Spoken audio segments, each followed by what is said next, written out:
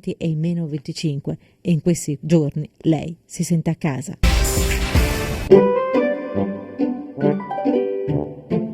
Oste, portami la birra! Adesso, no di mattina però. Dino, se posso permettermi, non sarebbe ora che tu imparassi a parlare l'italiano invece che in dialetto? Dialetto? C'è che parla in dialetto? Siamo andati a conoscere il volto, la penna, l'ideatore di Dino da Sandrà. Chi non lo conoscesse è un personaggio popolare, specie in rete, impazza sul web, ha le sembianze di un cartone animato. L'ideatore è un informatico, Nicola Brusco. Dino da Sandrà è nato ormai nel 2004, quindi sono passati un po' di anni. Io ho fatto tanti cartoni animati di tutti i tipi, anche in italiano, non solo in dialetto. Avevo raccolto una serie di proverbi veronesi di tutti i tipi. Ho fatto questo cartone del Dino da Sandrà ancora 7-8 anni fa. C'è stata l'esplosione su internet, se lo sono passati tutti sul cellulare e ho detto cominciamo a rifare altri cartoni del Dino. È nata tutta una serie, tutti i fan su Facebook, insomma è stato una Val che se brusa. Oste, un gatto! E ti ci saresti to? Mi sono il Salbanello Dino, personaggio mitico. E s'affetto qua al bar? Mi so qua a ascoltare i desideri degli uomini. Ti che desideri ghetto, Dino? Il mio desiderio sarebbe che l'oste finalmente mi portasse sta birra.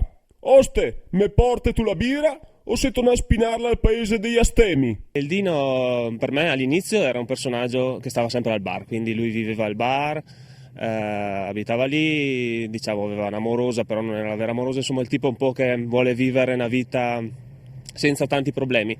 E dopo il Dino è diventato così famoso che ha cominciato a assumere una personalità un po' più complicata. È diventato una persona seria, insomma, non posso neanche far che dire le parolacce quasi. Quindi. L'ultima striscia animata creata da Nicola Brusco, che di giorno lavora alle officine Mondadori, è una conversazione tra Dino e la sua fidanzata. Una conversazione che ricalca quella tra il comandante Schettino e il comandante De Falco circa l'affondamento della Costa Concordia. Adesso tu prendi il tuo trattore, in fondo alla via che porta dal bar c'è un vialetto e dopo il vialetto c'è una piccaccina che è una scaletta. Tu entri nel vialetto e vieni a casa e mi vieni a dire, mi riporti quanti bicchieri di vino hai bevuto. È chiaro? Avevo qualche dubbio, sai, pur sempre all'inizio quando l'ho fatta pur sempre una tragedia, però dopo ho detto se non lo faccio io lo fa qualcun altro, allora è nato questo dialogo abbastanza divertente, se lo sono ascoltati anche dei colleghi a Milano, quindi è andato un po' fuori da Verona. Insomma è il dialogo che ho spesso con la mia amorosa e quindi diciamo ho degli spunti abbastanza facili per fare il Dino. Dino da Sandrà è così popolare che il progetto è stato finanziato dalla Regione Veneto ed è diventato un format di intrattenimento popolare. Sono indecisa tra la Papuasia, la Cina, Sharm el Sheikh e il Sudafrica. A te porto in un bel posto, Caroline. Dove? A vedere le piramidi d'Egitto? A te porto in uno dei più bei posti al mondo. A vedere le barriere coralline nel nord dell'Australia? Ma che? Te porto a Malcesine.